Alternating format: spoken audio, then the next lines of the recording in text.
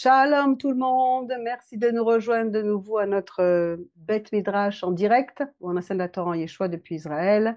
Et aujourd'hui, on va parler d'une fête vraiment particulière qui est la fête de Hanouka. Mais avant, je voudrais faire quelques annonces. Déjà, on voudrait dédier cette leçon pour nos soldats, pour tous ceux qui sont blessés. Je fais partie d'un groupe, donc on prie pour les soldats, où il y a malheureusement beaucoup qui sont estropiés, mais qui tiennent toujours le coup, qui sont toujours là, qui retournent encore combattre pour nous, et ça fait déjà plus d'un an que ça dure. Alors je veux vraiment que toute cette lumière de Hanouka, ça soit pour eux et pour tout ce qu'ils peuvent endurer en ce moment sur le front et partout. Ensuite, je voudrais vous annoncer que nous avons un nouveau groupe de guérison, de restauration de l'âme qui démarre le 9 janvier pour 10 sessions. Ce sera le dimanche à 17h, à 18h heure d'Israël, ce qui fait 17h heure de France. Donc, je vous encourage vraiment à participer. C'est exactement en plus le thème d'aujourd'hui aussi de transformer et d'avancer un petit peu dans toute cette lumière. Et voilà donc pour ces deux annonces. Ensuite, je vais faire aussi une annonce concernant YouTube et tout ça. Nous sommes ravis de voir que les Beth Midrash et tout grandissent, qu'il y a de plus en plus de monde. Vraiment, Baruch Hashem, c'est Dieu qui fait tout ça. Toutes les sessions directes avec le Beth Midrash, maintenant on change un peu de formule parce que ça grandit. On se retrouve avec des frais énormes bientôt pour le Zoom qui n'est pas gratuit comme certains doivent le savoir également. Donc en fait, on a besoin d'avoir des gens qui, même si vous suivez depuis longtemps les cours, sur YouTube, vous pourrez toujours continuer à les suivre gratuitement si vous n'avez pas les moyens. Mais toutes les vidéos ne sont pas publiques. Il y en a qui sont réservées pour les membres. Et ceux qui veulent participer au Beth Midrash, ça va être ouvert pour les membres. C'est-à-dire que ceux qui peuvent aider un petit peu financièrement pour couvrir les frais de toutes ces applications et de toutes ces choses-là, etc. Vous avez des formules qui vont sur YouTube à partir de 13 euros, je crois, avec le taux de change, jusqu'à sur le site, il y a différentes formules, vous pouvez avoir accès à tous les cours. Donc il y en a vraiment pour tout le monde et je pense que tout le monde peut faire un effort, un minimum d'effort pour aider pour ce travail, pour perpétuer tout ça. Donc pour ceux qui veulent, qui ne connaissent pas encore la yeshiva, vous pouvez assister à 2 sessions sur le Beth Midrash en direct, faire connaissance avec tout le groupe, très sympathique, avec plaisir. Et pour après, vous choisissez une formule pour pouvoir continuer, ou alors sinon vous regardez ce qu'il y a en public sur YouTube. Mais tout ne sera pas en public et la plupart des sessions sur le Beth Midrash seront pour les membres. Merci de votre compréhension. Alors voilà, donc on va parler aujourd'hui de cette fête de Hanouka. Et en fait, quand il y a ce moment de l'année qui vient, on lit des tas de choses sur l'Internet, à savoir entre Hanouka, Noël, Noël, Hanouka, etc. Alors, Noël, c'est une fête païenne, Hanouka, c'est pas une fête biblique, mais c'est rabbinique. Alors, tout le monde se dispute. On a des tas de commentaires sur Facebook et sur, etc., sur partout. Et en fait, tout le monde, dans son fond intérieur, cherche la lumière. Parce qu'en fait, cette période de l'année, c'est la période la plus noire. On commence l'hiver et c'est là où nous avons besoin le plus de lumière. Notre âme, elle recherche de la lumière, elle a envie de cette lumière, elle a envie de sa lumière. Et chacun fait comme il a appris, comme il fait, soit on va chercher dans Noël, soit on va chercher dans Hanouka, soit on va pas du tout chercher là-dedans. Enfin bref, chacun fait comme il veut, mais il n'empêche que notre âme, elle aime bien avoir de la lumière. Alors, je ne vais pas parler de Noël ici, parce que Noël, et tous ceux qui fêtent Noël, bien en soit pour vous, il n'y a pas de souci, mais ça n'a rien à voir pour l'instant, parce que là, je suis en train de parler du calendrier biblique. Okay, donc, il n'y a pas de Noël dans le calendrier biblique. Noël, c'est juste une copie de ce que la lumière de la vérité est. Donc, mais ça, c'est à part, ok? Mais je voudrais surtout parler à ceux qui ne veulent pas, qui ne célèbrent pas Noël, mais qui rejettent Hanouka. Et pour tous ceux qui célèbrent Hanouka, je voudrais vous donner d'autres détails basés sur toutes les sources juives et les merveilles des sources juives qui nous parlent de cette fête qui est essentiellement messianique d'après les rabbins, d'après le judaïsme. Donc je vais utiliser les sources juives bien entendu, dont entre autres une œuvre monumentale qui s'appelle Bnei Sahar, qui n'est pas accessible en français et très peu en anglais, mais on va parler de ça. Donc pour commencer, je me sers également des études du livre qu'on a écrit sur Hanouka. J'exciterai tes fils, ô Yavan, la Grèce contre tes fils Israël, Jérusalem. Et donc on explique basé toujours sur les textes des sages, hein, que le mot Hanouka, ça veut dire déjà inauguration, une dédicace. Ça vient d'une racine qui veut dire dédicacer, inaugurer, mais également éduquer et initier. Okay, par exemple, dans le psaume 31, vous avez cantique pour l'inauguration du temple, Chanoukat Bait, Chanoukat Habayit. C'est-à-dire qu'en fait, c'est l'inauguration du temple. Et Rabbi Nachman de Breslev nous dit, donc, dans les Ilhot de Hanouka, que la fête de Hanouka, le nom provient donc de la racine chinour, qui veut dire éducation. Et ça nous guide dans notre lutte constante contre les forces qui tentent de nous éloigner de Dieu. Celle du pouvoir de l'imagination impure, médamé, on dit ça en hébreu. En purifiant nos capacités imaginatives, nous sommes en mesure de briser la force principale qui sous-tend toutes nos qualités et illusions négatives. Cette fête de Hanouka, elle est célébrée fidèlement depuis la victoire des Hasmonéens, ou Hashmonaïm en hébreu, comme une victoire de la Torah sur les ténèbres de la pensée et de la culture grecque. Ou alors, comme on dirait aujourd'hui, c'est la culture occidentale. Non pas comme une simple victoire historique. Dieu est bien au-delà de tout ça. En effet, dans le judaïsme, on assimile l'Empire grec à l'un des 4 exils que le peuple juif a subis, les 3 autres étant ceux de Babylone, Perse et Rome.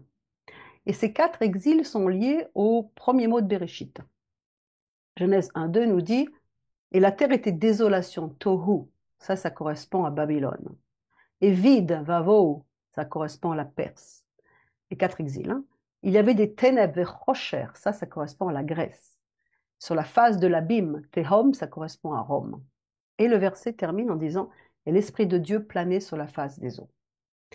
Et ces 4 exils, ce sont 4 tentatives d'anéantissement du peuple d'Israël par les nations. Alors on dit nafshi, c'est-à-dire au niveau de l'âme, ça c'était l'empire babylonien qui voulait avoir une soumission totale, corps, âme, esprit, et les Juifs refusèrent, donc à l'époque c'était Juda, puisqu'Éphraïm avait été déjà envoyé en exil, Juda a refusé, ce qui a engendré la destruction du premier temple. Goufani, corporel, sous la domination perse avec Aman, qui chercha à détruire le peuple juif physiquement. D'ailleurs, on dit que Hanouka et Purim sont les 2 fêtes qui ne disparaîtront pas au temps du Messie. Hanouka, c'était la Géoula, la rédemption. Hanouka, c'était la rédemption de l'âme par les Grecs, alors que Purim, c'était la rédemption du corps, parce qu'ils voulaient exterminer les Juifs physiquement. Ensuite, intellectuel, Sirli, sous la domination grecque avec l'hellénisation, qui entreprenait de effacer complètement toute trace de la pensée biblique. Et ensuite, Akol, c'est-à-dire l'exil qui a comporté tous les autres, c'est-à-dire l'exil de Rome qui a conduit à la destruction du second temple, et les Juifs ont dû subir et la persécution physique, spirituelle, la destruction finale et l'exil. Et les lettres du mot Rocher, ténèbres, ce sont les initiales de 3 mots. Chet, c'est donc Hamor, un âne. Shin, c'est Shor, le bœuf. Et Chaf, Sophie, Chaf, c'est Kelev, le chien. Et ça correspond à 3 clipotes, c'est-à-dire 3 écorces mauvaises qui sont là, qui correspondent à Ishmaël, avec la concupiscence, Ésaü et l'orgueil, Amalek, la jalousie, toutes ces choses qui ont voulu détruire le peuple. Et les Grecs possédaient tous ces défauts. Ils représentaient la puissance démoniaque qui voulait jeter dans les ténèbres de l'oubli la Torah et sa lumière. Et si les rabbins nous disent que la fête de Hanouka, ce sont les Meorot HaMashiach, les lumières du Messie, ça veut dire qu'ils voulaient jeter la Torah et la lumière, c'est-à-dire le Messie. Et les ténèbres, Rocher, c'est encore l'anagramme du mot oubli, shikar. Donc ils voulaient faire oublier tout ceci. Et qu'est-ce que c'était que le grand miracle? Selon la Kabbale biblique, tout événement extraordinaire ou surnaturel n'est pas considéré comme un miracle forcément. Il nous enseigne que la racine du mot miracle, nes, peut être également lue comme nas, qui veut dire fuir ou s'échapper. Ce qui signifie que le miracle, c'est le résultat d'une épreuve, encore la même racine nisayon, que chaque personne doit traverser afin d'échapper à sa nature et la transcender. La transformation de la nature qui en résulte modifie alors la façon dont les règles de vie nous affectent et notre destin. C'est exactement ce qu'on développe dans les cours, dans les groupes de restauration de l'âme. C'est-à-dire qu'en fait, des résultats de notre cœur, de l'état de notre cœur dépendent les résultats de notre vie.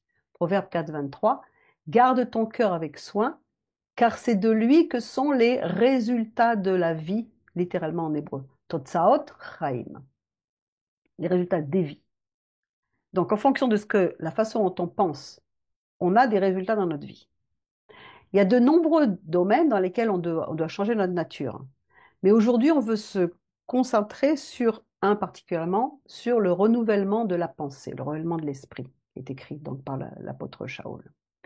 Comprendre la pensée de Hachem, si tant soit peu, et non pas à travers le filtre de notre propre pensée ou de nos conceptions. Comme il est dit dans Ésaïe 55:8, car mes pensées ne sont pas vos pensées, vos voies ne sont pas comme les voies de ma bonté, dit l'Éternel. C'est-à-dire qu'est-ce qu'il nous dit là? Il nous dit, j'ai des moyens de me révéler que tu ne connais pas. Tu ne comprends pas tout, c'est pas grave, suis mes signes, suis mes allusions. Je suis partout. Si on ne voit pas Dieu partout, c'est qu'on a une partie qui est excessivement voilée. Ainsi, au-delà de l'histoire, la guerre de Hanouka, c'est une guerre intérieure, à l'intérieur de nous-mêmes. Encore une fois, Rabbi Nachman de Breslev nous dit que le mot imagination, dont la valeur numérique est égale à celle de Hanouka, trouve son origine dans les lettres Dalet et Mem, qui forment le mot sang, d'âme. Le sang, c'est quoi? C'est le côté rouge, c'est la gauche, c'est la gvura, ça représente les forces négatives du jugement. Notre mission à nous, c'est d'adoucir ça, c'est de faire une réparation, un tikkun, de nous et du monde. Grâce aux 44 lumières que nous allumons à Hanouka, les 36 plus celles du Shamash, donc 44 qui correspond également à Mem et Dalet, c'est-à-dire le même mot, puisque la lettre Mem fait 40 et Dalet fait 4, ce que nous allumons donc, c'est-à-dire que ça nous provoque un éveil de conscience et les clipotes s'annulent devant nous. Il se passe quelque chose dans le matériel quand on fait cet acte. La Grèce est liée au ténèbres parce que cette puissance a tenté de détruire l'âme et la raison d'être du peuple d'Israël en essayant de les convertir de différentes manières par l'hellénisation, en interdisant la lecture et l'enseignement de la Torah, qui projette la lumière, la pratique de la circoncision, qui nous parle du 8e jour, on en reviendra, l'observation du Shabbat et des nouvelles lunes, donc les temps de Dieu, en forçant toutes les jeunes épouses, la veille de leur mariage, à partager la couche des officiers grecs pour souiller la descendance, pour souiller jusqu'au plus profond. Et il est important de les comprendre que les Grecs ne cherchaient pas à détruire physiquement les Juifs, comme cela s'est produit à maintes reprises par Hitler, Amman, les islamistes aujourd'hui. Non, ils voulaient leur faire abandonner leur foi en un Dieu unique, en un Dieu qui est omniprésent, qui est partout, qui est à l'origine de tout. La philosophie, le raisonnement, l'académie, les universités, plus toutes ces choses-là qui composent aujourd'hui notre pensée gréco-romaine. J'ai étudié, donc je sais. Je ne peux croire qu'en ce que je vois. Si ce n'est pas prouvé, c'est pas scientifique. Qu'est-ce qu'on sait en fait? Qu'est-ce qu'on sait de la création et de tous les mystères de Dieu? Rien du tout, parce qu'il l'a dit. Ces pensées ne sont pas, nos pensées sont loin de notre entendement. Je lis la Bible, je crois avoir tout compris. J'ai fait une étude biblique, je sais. Non, tu sais rien du tout. On ne sait rien du tout. On doit déjà être très humble pour comprendre ce que Dieu veut nous montrer, quels sont les signes et les jalons qu'il met tout au long de sa parole en codage pour nous faire déclencher des lumières. Donc si on commence par quelques réflexions en général sur Hanouka, de quoi s'agit-il exactement? Hanouka, ça signifie la nécessité de lutter constamment contre notre égoïsme, égocentrisme intérieur, afin de le dépasser et de découvrir un monde qui est nouveau, dans le sens où il est un. Un monde où Hachem est présent partout, il remplit tout en tous. Il est à l'auteur de tout, il agit dans toutes les choses et il a un message à nous donner dans chaque chose. Et c'est pour ça que la Kabbale nous apprend à utiliser des bougies. Parce qu'en fait, la bougie, c'est comme un acte physique qui comble un fossé entre le matériel et le spirituel. Lorsqu'on veut se connecter à une dimension spirituelle et qu'on ne peut pas le faire avec nos 5 sens, le fait d'allumer une bougie, c'est pour ça que les Juifs allument des bougies sans cesse dans Shabbat, ça nous aide à le faire. Parce que les bougies du Shabbat et des fêtes nous relient à la lumière spirituelle à l'intensité de la lumière spirituelle du moment. Puis d'ailleurs, de toute façon, il y a plein d'autres personnes qui font des tas d'autres choses physiques comme ça. Il y en a qui ont des drapeaux, qui disent que c'est le sang de Jésus, d'autres symboles différents pour les aider à se connecter. Chacun a ses trucs. Dans le judaïsme, on allume des bougies. Et en plus, on allume des bougies avec de l'huile d'olive, ce qui est un enseignement complet en lui-même, puisque l'huile, ça se dit shemen. Shemen, c'est le même mot que l'âme, neshama. Et le proverbe 20-27 nous dit le souffle de l'homme et la lampe de Dieu, nishmat adam, sur l'âme de l'homme et la lampe de Dieu, il fouille toutes les entrailles du ventre. Il va jusqu'à discerner tout ce qui se passe à l'intérieur de nous. Et le Targum nous dit que la lampe, c'est la shrina de Dieu, la présence de Dieu, qui sonde à l'intérieur. Et toujours selon la Kabbale biblique, les miracles ne sont pas des événements aléatoires. On a la capacité de les attirer dans notre réalité à tout moment. Tout moment peut se transformer en un miracle, en tout lieu et dans tous les aspects de notre vie. L'intensité du miracle dépend de l'effort que nous faisons pardon, pour changer qui nous sommes et pour surmonter notre nature négative et limitée. Et cette sagesse nous enseigne que parce que nous vivons dans un monde matériel, pour éveiller le pouvoir des miracles et allumer cette lumière spirituelle dans nos vies à certains moments plus que d'autres, nous devons agir et ne pas nous contenter de bonnes intentions. D'où l'allumage des bougies. Par exemple, dans Jacques, il dit « Ne vous trompez pas en vous-même en écoutant seulement ce que dit la parole, mettez-la en pratique, faites quelque chose dans le monde matériel. » Et le Hari Akadosh nous enseigne que lorsque nous allumons les bougies de Hanouka, nous attirons la lumière spirituelle dans notre monde matériel. Ce qui peut nous aider à vivre une meilleure vie et de nourrir de ce pouvoir qui nous aide à transformer les obstacles. La Hanoukia, donc c'est-à-dire pas la Ménorah il y en a 7, la Hanoukia il y en a 8, plus le Shamash.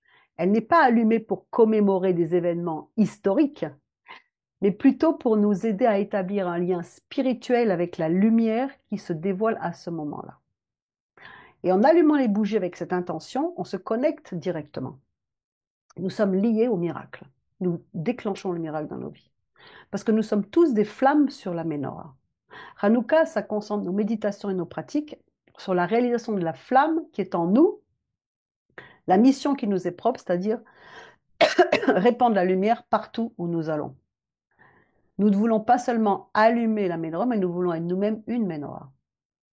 C'est ça notre mission. D'ailleurs, c'est écrit dans Matthieu, vous êtes une lumière pour le monde, une ville bâtie sur une colline peut être cachée. Nous devons être conscients de notre âme divine. Encore une fois, huile, c'est comme shemen, c'est comme neshama. Et de notre but à partager cette lumière partout où nous allons. En étant toujours sensible au fait que chacun est une lumière. Donc, c'est-à-dire que nous sommes une lumière et nous devons aider les autres à éclairer leur âme également. Et à propager cette lumière partout. Il y a des chants de Hanouka qui sont faits comme ça. Nous sommes chacun des petites lumières, tous ensemble nous formons une grande lumière. Certaines personnes en sont plus conscientes que d'autres. Pour être un allumeur de lampes ou de bougies, nous devons avoir accès à la profonde réserve d'huile qui est en nous, c'est-à-dire notre neshama. Nous sommes vraiment libres que lorsque nous pouvons accéder aux dimensions les plus profondes de notre âme. C'est ça la vraie liberté. Qui nous sommes réellement en lui. Cette fameuse identité en Christ. Et ça nous pousse à parler d'un concept qui est spécifique à Hanouka, qui s'appelle la Or Aganouz, la lumière dissimulée, cachée. Hanouka, c'est une période de 8 jours au cours de laquelle l'énergie spirituelle des miracles, connue sous le nom de Or Aganouz, la lumière dissimulée, est libérée dans l'univers. La lumière cachée est libérée dans notre univers, au moment le plus sombre de l'année. Pas à Noël, mais à Hanouka. La lumière du Messie est libérée de manière plus intense à Hanouka. C'est pas moi qui le dis, ce sont les sources juives. Si c'est vrai, et d'ailleurs tant mieux pour vous, parce que cette année, Noël tombe en même temps que Hanouka. Mais qu'en est-il de l'année prochaine ou de l'année précédente? Est-ce que vous avez passé à côté de l'intensité de cette lumière du Messie? Ou est-ce que vous allez encore de nouveau passer à côté de l'intensité de cette lumière? Est-ce que vous allez louper le train? Ou est-ce que vous allez monter en marche?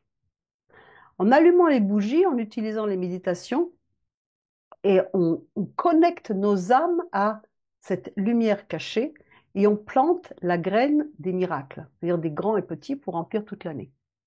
En connectant à la lumière du Messie, on s'assure des miracles pour l'année.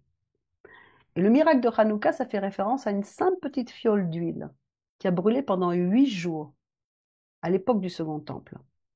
Et d'un point de vue spirituel, l'huile, ça représente la chorma, c'est-à-dire la sagesse, pardon, la sagesse divine. Dans Bnei Issachar, dans cette œuvre monumentale, il nous est dit dans Kislev Tevet que la lumière, la Torah est allumée Ner Hanouka, la lumière de Hanouka.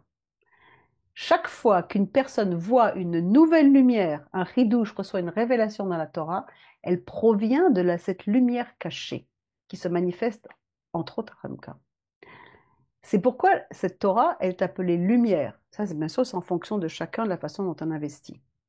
Et grâce à cette lumière cachée, on peut à chaque fois voir les secrets de la fin du monde. Psaume 119 nous dit « Tes paroles sont comme une lampe, une nerf, une bougie qui éclaire mes pas et une lumière pour mon sentier. » C'est la lumière de la Torah dans laquelle se cache la lumière du Messie. Mais seulement pour ceux qui voient, qui veulent voir au-delà de leur raisonnement ou de faits historiques ou de leur propre petite boîte dans laquelle ils ont casé des choses. Cette célébration, elle n'est pas biblique. Cette célébration, c'est pour les Juifs, pas pour nous. Non, pas du tout. Pas du tout.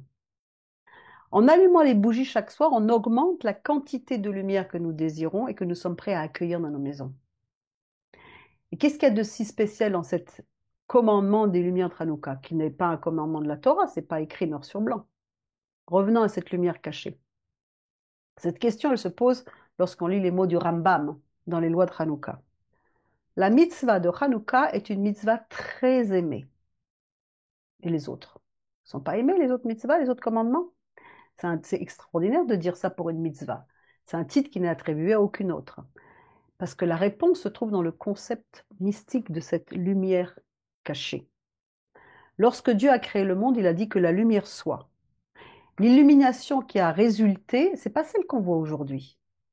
Il s'agissait d'une lumière, disent nos sages, qui permettait de voir d'un bout à l'autre du monde. Pour comprendre les miracles, pour avoir une perception de Hachem, si tant soit peu.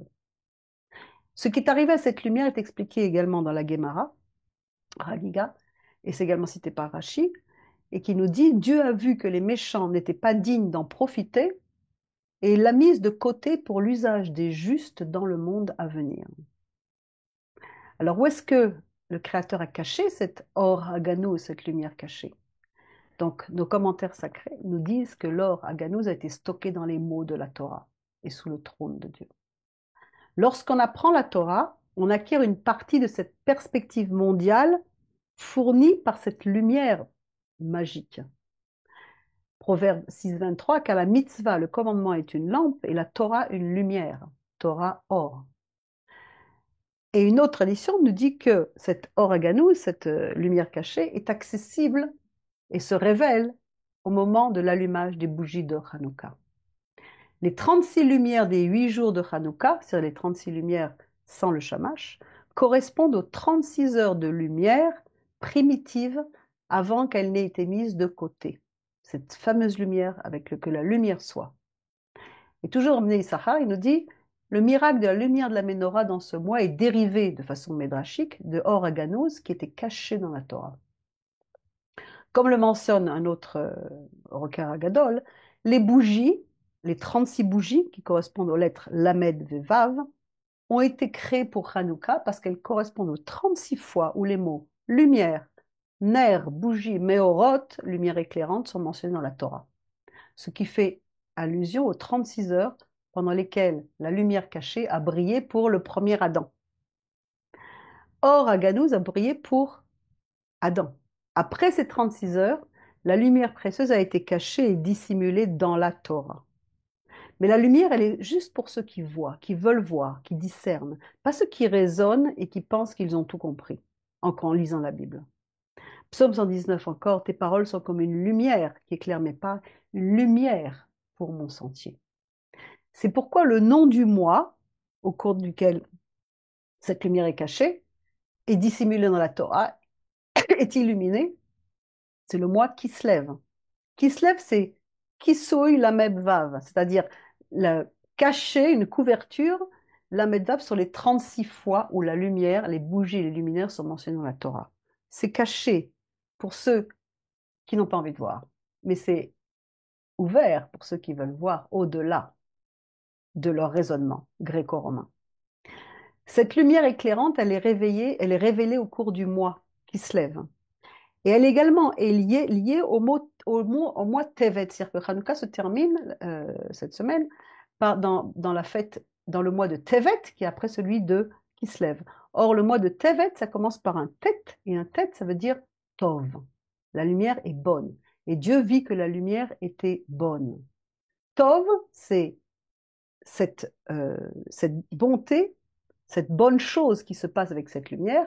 Et le Midrash nous dit que la lettre Tet, qui correspond au mot Tov, dans le Sefer Abaïr, il est dit que le Tet est lié à la matrice, à l'utérus, comme un vase vide qui attend de recevoir quelque chose. C'est-à-dire que notre âme, elle veut savoir, elle veut recevoir l'illumination, la lumière, elle est prête, comme une matrice prête à recevoir la semence sainte. Regardez le Midrash. Quelle est cette semence sainte qui doit être délivrée à ce moment-là dans un utérus vide qui n'a jamais été rempli? Notre Messie. C'est le Midrash avec Marie, Myriam et tout ça, qui sont des histoires. C'est un Midrash, tout ça. Et la terre était désolée, Tohu, Vavel, Bavel, Vévid, Vaovohu, Perse, il y avait des ténèbres et rochers Grèce sur la face de l'abîme Théom, Roma, et l'Esprit de Dieu planait sur la face des eaux.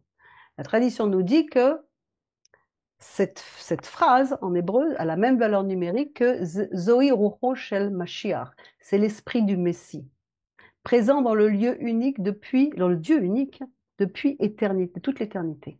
Il a toujours été là, en brillant doucement dans les ténèbres. Et il veut que nous ouvrions nos entrailles, notre matrice, notre âme pour recevoir cette sainte semence, pour recevoir sa lumière. Il est caché dans le secret d'une matrice fermée.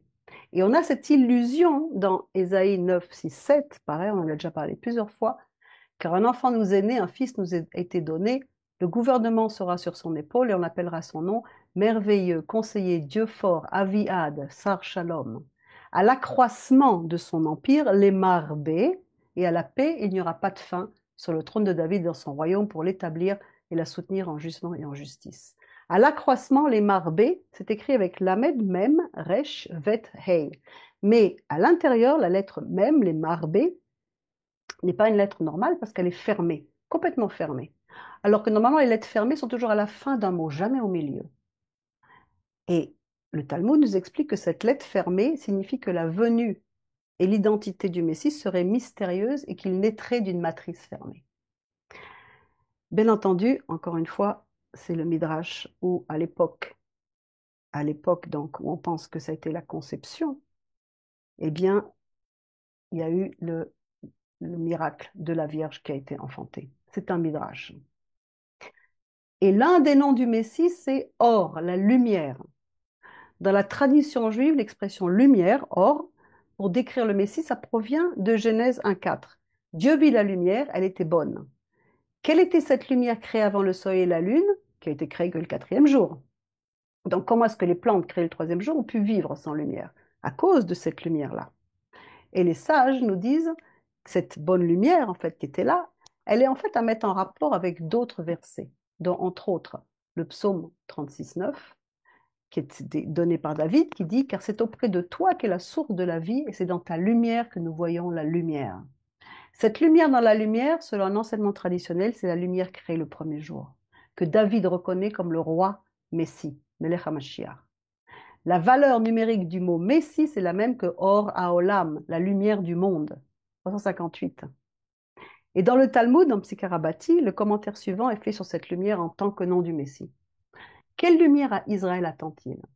C'est la lumière du Messie, comme il est dit, et Dieu vit que la lumière était bonne, Tov. Cela nous apprend que le Saint béni soit-il a observé le Messie et ses actes avant la création du monde, et qu'il a caché son Messie sous son trône jusqu'à la génération de la fin. Vous vous souvenez, on a dit que l'esprit du Messie planait sur toute la surface des eaux, sur toutes les 4 exils, il planait, il est là depuis toujours, éternel. Le Messie, en tant que lumière cachée, organos, selon l'enseignement traditionnel, attend d'être révélé au moment opportun. Nous avons déjà eu des lumières, mais nous attendons la pleine révélation. Il est la lumière primordiale qui était présente lors de la création, cachée pour un temps. Et les rabbins considèrent que la lumière, c'est un nom secret du Messie, non seulement à cause de l'allusion, encore une fois, dans Genèse, mais également à cause des versets suivants. Daniel 2,22, il révèle les choses profondes et secrètes, il sait ce qui est dans les ténèbres, et la lumière habite avec lui. Ésaïe 42, je suis le Seigneur, je t'ai élevé dans la vérité, je te tiendrai ta main, je t'affermirai, je t'établirai. Comme une alliance pour le peuple, comme une lumière pour les nations, je t'établirai comme une lumière pour les nations. Ésaïe 60, lève-toi, éclaire Jérusalem, car le temps de son salut est venu, et la gloire du Seigneur se réveille sur toi. Car voici que les ténèbres couvrent la terre, que le brouillard obscurcit les royaumes, les rochers, et la shrina du Seigneur habite en toi, et que sa gloire se révèle sur toi. Les nations marcheront à ta lumière, et les rois devant ta clarté. Si la lumière, donc le Messie, était autrefois cachée, devait être révélée au moment voulu par Dieu, nous voyons Yeshua, qui est la lumière du monde, Ora Olam, faire cette déclaration au milieu de la cérémonie d'illumination du temple, la Sukkot. Jean 8. Yeshua leur parla de nouveau, je suis la lumière du monde. Celui qui me suit ne marchera jamais dans les ténèbres, mais il aura la lumière qui donne la vie. Il a ensuite prouvé qu'il était la lumière en ouvrant les yeux des aveugles. On le voit dans Jean 9. Pendant que je suis dans le monde, je suis la lumière du monde. Après avoir dit cela, il cracha par terre, fit de la boue avec sa salive, mit de la boue sur les yeux de l'homme, et il lui dit, va te laver à la piscine de Shiloach, qui veut dire l'envoyé, celui qui a été envoyé pour ouvrir les yeux des aveugles. Yeshua en tant que lumière s'est manifesté à tous. Bien qu'il soit venu à la fête en secret, dans Jean 7,10, il est sorti de sa cachette pour révéler la lumière. Alors en quoi tout ça, ça nous prouve que c'est une célébration biblique? Qu'en est-il de la guerre des Hasmonéens, des Hashmonéens, qu'ils ont gagnée? Ils ont combattu la mentalité ténébreuse grecque qui veut oblitérer toute la lumière cachée dans la Torah. C'est-à-dire qu'en fait, ils veulent empêcher les gens de voir la lumière cachée qui représente le Messie. Et donc, cette fête, elle ne concerne pas uniquement Juda et une victoire militaire sur les Hashmonaïm, elle concerne toi, Ephraïm. Toi, parce qu'ils ont combattu pour la Torah et pour la lumière cachée qui est dans la Torah, c'est-à-dire le Messie, ton Messie. Donc cette fête te concerne.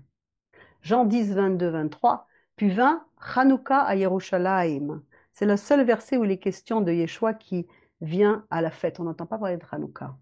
C'était l'hiver. Et Yeshua se promenait à l'intérieur de la zone du temple dans la colonnade de Shlomo. Qu'est-ce qu'il faisait? Se promener? On a besoin de savoir que le seul verset qui parle de Hanouka, c'est pour nous dire qu'il se promenait. Peut-être qu'il mangeait des soufganiyot, des beignets, on ne sait pas. Mais il est intéressant de noter que le mot qui est utilisé en grec pour marcher, pour se promener, marcher, est la même racine que celui qui est utilisé dans Genèse 3,8. Lorsqu'ils entendirent le son de la memra, la parole, du Seigneur marchant, se promenant dans le jardin, comme le jour finissait, Adam et Chava se cachèrent devant le Seigneur Dieu au milieu des arbres du jardin. De quoi ils se sont cachés? De la lumière, parce qu'ils avaient péché. C'est le même mot. La memra du Seigneur, la parole de Dieu, dans le Targum, on voit que la memra, ce mot, apparaît constamment comme la manifestation de la puissance divine ou comme le messager de Dieu à la place de Dieu lui-même. Le Saint béni soit-il a créé le monde par le Mahamar, par sa parole. Et la parole fait faite chair. Je ne rentre pas dans tout ça, on a déjà développé tous ces thèmes-là. Mais si vous vérifiez dans le chapitre où Yeshua se promène pendant la fête de Hanouka, c'est-à-dire Jean 10, il dit plusieurs choses clés. Il dit, moi et le Père, nous sommes un, dans Jean 10, 30. Une fois de plus, les Judéens ramassent des pierres pour le lapider parce qu'il s'est fait lui-même Dieu. Jean 8, 58, oui c'est vrai, avant qu'Abraham fût, je suis. Il prononce encore une fois. C'est-à-dire cette lumière cachée qui est révélée qui révèle le Père par le Fils qui ne font qu'un dans les mondes supérieurs. Tous ces thèmes sont développés dans le chapitre 10. Je ne vais pas rentrer là-dedans. Mais un autre détail qui est important, c'est qu'il n'existe pas de fêtes bibliques qui comprennent 8 jours. On a Sukkot, c'est 7 plus 1, mais pas 8 d'un seul coup. Tout simplement pourquoi? Parce que le chiffre 8, ça ne fait pas partie de notre monde. Pour ceux qui ont toutes les études sur le livre de Lévitique, je vous renvoie à la paracha Shmini. Allez voir toute l'étude qui est faite sur le chiffre 8. Pour toutes les autres fêtes, il n'y a pas de fête de 8 jours, sauf Hanouka. Ce qui nous place immédiatement à un niveau surnaturel. 6, c'est le chiffre de la réalisation humaine. 7, c'est le chiffre du divin qui s'exerce dans notre monde. Et 8, c'est au-delà. C'est quelque chose que notre rationalisme ne comprend pas. Ça fait pas partie des Grecs. On ne comprend pas. On a juste besoin de voir les jalons que Dieu met et de le suivre dans ce qu'il veut nous montrer. Il nous donne, en plus, la Gemara nous donne une information un peu difficile parce qu'elle nous dit que le 25 du mois de Kislev, les jours de Hanouka sont au nombre de 8. Alors, c'est-à-dire que le 25, ils sont au nombre de 8. En fait, qu'est-ce qu'ils sont en train de nous dire? Que le 25 du mois qui se lève compte à lui seul 8 jours. C'est-à-dire qu'en fait, ils ont fait rentrer tous les 8 degrés dans le premier jour. Et immédiatement, on comprend que la première lumière que nous allumons à Hanouka, elle a déjà une valeur de 8 en elle-même, qui surpasse notre compréhension. C'est le chiffre de la circoncision. C'est le chiffre de l'au-delà. Le chiffre de Shmini Atzeret, le 8e jour de la fête de Sukkot, qui est au-delà. Et que les 8 jours qui vont venir après cette première soirée, où on allume, les 8 jours sont déjà contenus dans cette première bougie. La lumière qui nous a aidés à combattre et à gagner, à vaincre l'Empire grec, c'est une lumière qui existe depuis la création du monde. Ce n'est pas juste une guerre physique ni historique. C'est en fait la lumière, c'est l'idéal de cette lumière qui va se révéler complètement à la fin des temps. Il s'agit d'une lumière surnaturelle, celle du Messie. Mais Orot HaMashiach, c'est Hanouka, les lumières du Messie. Et comme on n'est pas encore dans tout ce qui est encore physique, etc., qu'on n'est pas encore dans la réalisation de toute chose, on appelle ça une lumière. Mais cette lumière, c'était ce que Dieu avait en pensée depuis le début, avant la création du monde. C'est cette lumière fondamentale qui a servi de base pour pouvoir accomplir le plan de Dieu. Psaume 97, 11 nous dit « La lumière a brillé et s'est cachée pour les justes et la joie pour les cœurs droits. » Pour qui? Pour les justes. Pas pour ceux qui croient en leur esprit grec, rationnel, mais pour ceux qui croient en ce qu'ils ne comprennent pas. C'est un acte de foi. C'est pour ceux qui sont déjà dans la dimension du 8. Pas qui sont restés sur Terre à croire qu'ils ont tout compris parce que c'était écrit noir sur blanc. Il y a des codages, il y a plein des tellement de façons d'interpréter la Torah. Il y a 4 façons essentielles, le pardès. Une lumière qui ne connaît ni limite ni frontière, qui est semée à ce moment-là dans nos cœurs pour nous aider à l'avenir qui vient, à l'année qui vient.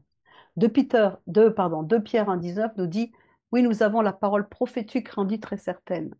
Vous ferez bien d'y prêter attention comme à une lumière qui brille dans un lieu obscur, l'esprit du Messie, et trouble jusqu'à ce que le jour se lève et que l'étoile du matin se lève dans vos cœurs. » Au jour du Messie, quand il va revenir, on va faire l'expérience de la lumière du 8e jour, qui est le monde à venir, alors que nous serons encore au 7e, parce qu'en fait, on va être dans le millénium, mais on sera en train de pénétrer dans le 8e. Nous sommes encore dans notre monde physique, donc on ne comprend pas toute la lumière. On l'espère, on y aspire, et c'est pour cela que Dieu nous met des jalons, nous donne des fêtes, des célébrations avec des codes pour qu'on puisse entrer dans tout ça. Souvenez-vous que Hanouka et Purim seront célébrés après la venue du Messie. Il nous a donné Hanouka. Lorsque nous allumons les lampes, nous nous connectons à lui. C'est comme un pont que nous avons vers l'au-delà. En plus, le 25e mot de la Torah, c'est le mot or, lumière. Et la purification du temple a eu lieu le 25 du mois de Kislev, quand il dit que la lumière soit pour éclairer le monde. Le mot Hanouka est décomposé de 2 mots, Hanouka, c'est-à-dire qu'en fait, ils se sont reposés le Ka, Chaf Hei, c'est-à-dire le 25 du mois de Kislev. Qu'est-ce qu'ils ont fait? Ils ont rallumé la lumière dans le temple. Dans le chapitre 33 du livre des Nombres, la 25e étape, c'est celle de Hashmona. Hashmona, c'est quoi le même nom que Hashmonaïm? Hasmonéen. Nombre 33-30, ils partirent de Hashmona et campèrent à Moseroth. Donc, qu'a-t-il donc fait de cette grande lumière initiale avec laquelle il a créé le monde? Il a pris soin de cacher cette lumière, de la camoufler, afin que les impies n'en profitent pas. Mais savez-vous qu'il y a même des impies parmi tous ceux qui croient, ou des ignorants? Mais il y en a qui tiennent ferme. Et pourtant, toute la parole est là devant nos yeux. Cette lumière a toujours été là, elle est juste cachée pour ceux qui ne peuvent pas la voir. Elle est extra-naturelle, elle est au-delà de la nature normale, au-delà de la mentalité grecque. Il s'agit donc en fait d'une réalité, d'une lumière qui ne vient pas de notre monde matériel, mais qui vient du niveau du 8, c'est-à-dire qui dépasse la raison humaine, qui dépasse la pensée grecque, bien au-delà. C'est le niveau de Bina, c'est-à-dire ce qu'on appelle un des attributs sur l'arbre séphirotique, le 8e degré. Hachem a caché cette lumière pour les tzadikim. Un vrai tzadik, c'est donc celui qui peut voir la lumière de ce 8e degré. Mais cette lumière, elle n'est révélée que pour ceux qui veulent bien admettre qu'ils n'ont pas tout compris. Pour ceux qui ne voient pas Dieu agir, même à travers une guerre historique. Et alors, 1948 avec la renaissance du pays d'Israël, c'est pas non plus, on ne doit pas célébrer Yom Ha'atzmaut non plus comme une fête biblique où on fait le Hallel. On ne peut pas faire ça non plus. Passer au-dessus de tout, c'est ça. Il ne s'agit pas d'une célébration historique uniquement pour les Juifs. On est tellement loin de cette dimension du 8, de l'intensité de la lumière du Messie quand on pense comme ça. Et la lumière du Messie n'est pas seulement, encore une fois, la lumière de notre Neshama, qui demande, notre âme, qui demande à briller dans l'obscurité de notre ego, qui croit tout savoir et tout comprendre. Les jours ont raccourci pendant l'automne, on arrive au paroxysme, mais pendant la nuit, avec l'arrivée de l'hiver, les jours se lèvent de nouveau. Et quand est-ce qu'ils se lèvent de nouveau? Hanouka, grâce à l'intensité de la lumière du Messie qui se propage. Le Baal Shem Tov a enseigné que la valeur numérique du mot lumière, or, est identique à celle du mot raz, secret, 207. La lumière cachée, elle veut briller, mais est-ce que nous sommes prêts à ouvrir notre matrice, notre cœur, nos entrailles, pour accepter ces secrets, à abriter cette étoile montante qui va dans notre cœur? Encore une fois, ce Noël, c'est qu'une pâle copie de cette lumière. C'est une tentative même de dissimuler encore plus la lumière, de brouiller les pistes. Alors, est-ce que vous êtes prêts à ouvrir d'autres secrets, des révélations? Rappelez-vous ce qu'on a dit au début. Chaque fois qu'une personne voit une nouvelle lumière dans la Torah, ça provient de cette lumière cachée qui se révèle, qui luit tout doucement. Et Hanouka, elle est toujours associée à la paracha Miketz, c'est-à-dire cette paracha qu'on vient de lire, qui raconte la fin de l'exil de Yosef et sa réhabilitation aux yeux du monde. Là, on va reconnaître, quand tout le monde va reconnaître Yeshua ou Mashiach, il est le Messie. Cette libération, elle annonce la victoire des Hashmonaïm sur les Grecs. Les lettres du mot fin, Ketz, contiennent même l'essence du Messie ben Yosef de Yosef. Le Kouf, ça représente la sainteté, Kdusha, et le Tzadik, ça représente le Tzadik, ça représente le juste. Et le Midrash associe la paracha de Miketz au verset de Job, dans Job 28.3, qui dit « Il met fin, Ketz, à l'obscurité et explore la fin de tout, la pierre de l'obscurité et l'ombre de la mort. » Et le Midrash nous dit « Un temps défini d'obscurité a été assigné au monde. » Quelle en est la preuve? C'est écrit « Il met fin aux ténèbres. » La pierre des ténèbres, l'ombre de la mort. Car tant que le tentateur existe dans le monde, d'épaisses ténèbres et l'ombre de la mort sont dans le monde. Lorsque le tentateur sera retiré de la terre, ces épaisses ténèbres et cette ombre de la mort seront également retirées. Le Midrash Rabbah. Tout ce qui obscurcit notre intelligence, tout ce qui nous empêche, toutes ces gréqueries qui nous empêchent de comprendre. On allume 36 bougies à Hanouka sans le shamash, ok? Ce sont les 36 heures, encore une fois, pendant lesquelles la lumière a brillé dans le Gan Eden. Cachée pour qui? Pour les ignorants, pour ceux qui ne veulent pas voir Hachem partout, dans tout ce qu'il fait. Avec la lumière cachée du Messie, donc en rajoutant les lumières du Shamash, on obtient 44 bougies. Et 44 bougies, c'est la même valeur numérique que le mot Gola, c'est-à-dire l'exil. C'est-à-dire que c'est la fin de l'exil quand on allume les 44 bougies. Et l'exil, c'est quoi? C'est d'être séparé de sa présence, de ses secrets, de sa parole, de cette lumière. La Hanoukia, elle est placée à l'extérieur de la maison, près de la porte ou devant la fenêtre, afin de faire connaître ce miracle au monde entier. Mais pas une guerre militaire. Ça ne veut pas dire que Hanouka n'est pas une célébration biblique, ça veut dire bien au contraire qu'on est en train de proclamer le miracle de la lumière cachée qui se dévoile pour la fin des temps. Le Shamash, c'est la lumière du Messie. Les 8 bougies supplémentaires du Shamash. Qu'est-ce que c'est que Shamash? C'est Shemesh, le soleil. C'est un des noms du Messie. C'est lui qui cache et allume la fiole d'huile en chacun d'entre nous. C'est l'étoile du matin. C'est ça le secret de Hanouka. C'est le secret des vierges sages, et tout à l'heure pendant le débat je vous montrerai encore. C'est ce qui laisse l'huile briller de leur neshama être éclairée par sa présence qui est cachée. C'est l'image des vierges sages. On en reparle tout à l'heure. Gardons toujours à l'esprit que le moindre pas que nous faisons vers la lumière, en nettoyant nos cœurs et en laissant briller notre neshama, qui est le même mot que huile, shemen encore, on expulse toutes les ténèbres qui voudraient nous retenir. Donc il nous faut ajouter de la lumière sans arrêt et au moment opportun. Proverbe 4,18, la voix du juste est comme une lumière qui brille, dont la clarté progresse jusqu'à ce que le jour soit affermi. Il faut nous débarrasser de tous nos raisonnements et de tout notre ego et de laisser notre neshama briller pendant Hanouka. C'est le secret de cette petite fiole d'huile qui a duré 8 jours dans le temple. 8, c'est l'éternité. Donc Hanouka, c'est pas une fête biblique? Ou est-ce que c'est une fête biblique? Elle ne l'est pas pour ceux qui veulent pas, mais elle l'est pour ceux qui savent reconnaître la lumière réservée aux justes à la fin des temps. Et pour terminer, je veux vous montrer quelque chose d'extraordinaire qui est toujours dans les mêmes sources juives, bien entendu, toujours, et qui nous dit ceci. Ici, vous voyez marqué Mashiach, Messie. Même Shin Yud Chet, même Shin Yud Chet. Il est écrit ici, qu'est-ce que c'est que ce nom Mashiach? C'est l'anagramme de Madlikin, c'est en araméen, Shmonat Yame Hanouka. Nous allumons les 8 jours de Hanouka et nous dévoilons le Messie, la lumière du Messie. Alors, est-ce que Hanouka, c'est pas une fête biblique? Ou ainsi? Est-ce que vous voulez en savoir plus? Alors, je vous conseille le livre qu'on a écrit sur Hanouka.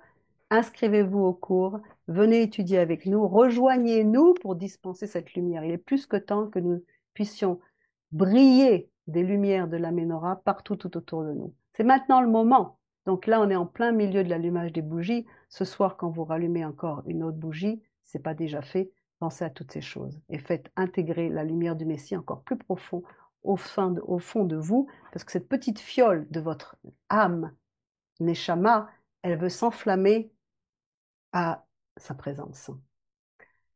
Merci beaucoup d'avoir écouté jusqu'à présent. Je vous souhaite une très bonne fête de Hanouka et Shavua Tov.